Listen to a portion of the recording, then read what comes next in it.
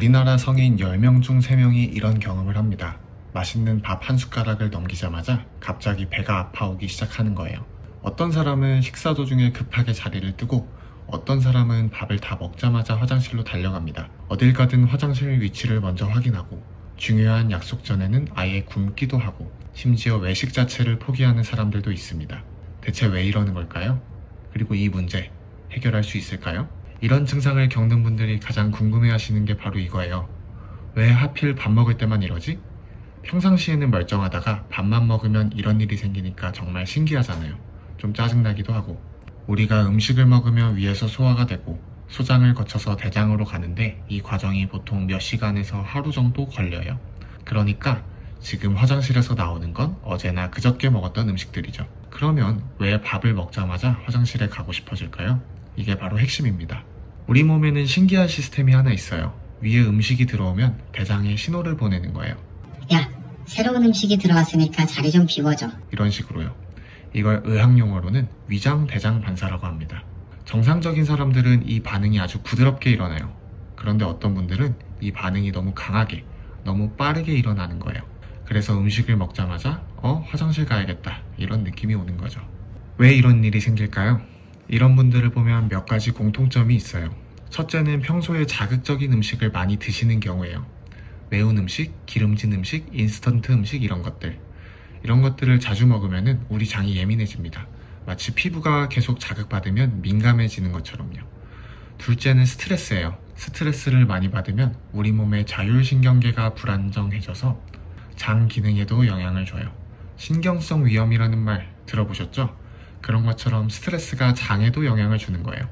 세 번째는 식습관입니다. 너무 빨리 먹거나 불규칙하게 먹거나 한 번에 많이 먹거나 안 먹거나 그러면 우리 소화기관이 부담을 느끼게 되죠. 최근에는 장 건강에 대한 관심이 많아지고 있어요. 우리 장 안쪽에는 얇은 막이 있는데 이 막이 영양소는 흡수하고 해로운 것들은 막아주는 역할을 해요. 그런데 이 막이 손상되면 어떻게 될까요? 제대로 소화되지 않은 음식 조각들이나 세균들, 외부의 독소들이 우리 몸 안으로 들어갈 수 있어요.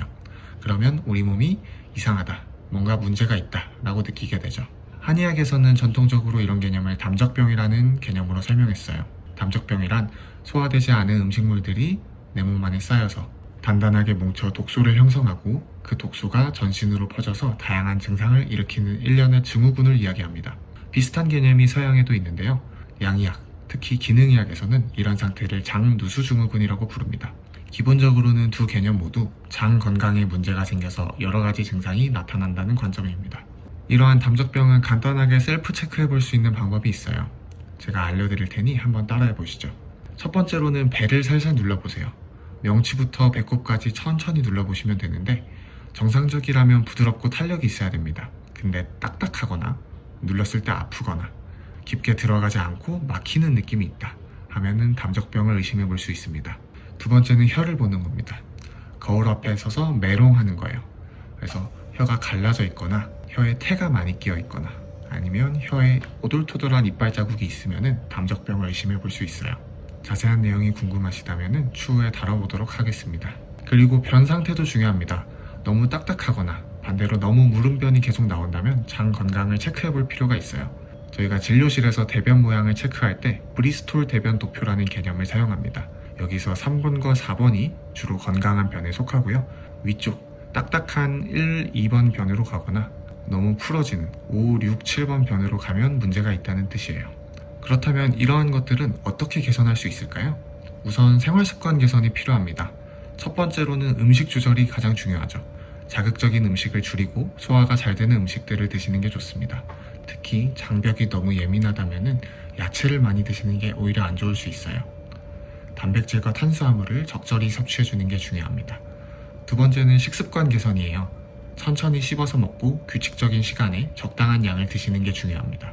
가끔 배가 고프지 않아서 끼니를 제때제때 챙겨 드시지 않는 분들이 있는데 그러면 위장관 운동 리듬이 깨져서 배변 상태에 안 좋은 영향을 미칠 수 있습니다. 세 번째는 스트레스 관리예요. 운동이나 명상, 충분한 휴식을 통해서 스트레스를 줄이시면 도움이 많이 됩니다. 자, 그런데 이러한 내용들은 지키기 쉬우면서도 어렵습니다. 이미 다 아는 내용이기도 하고요.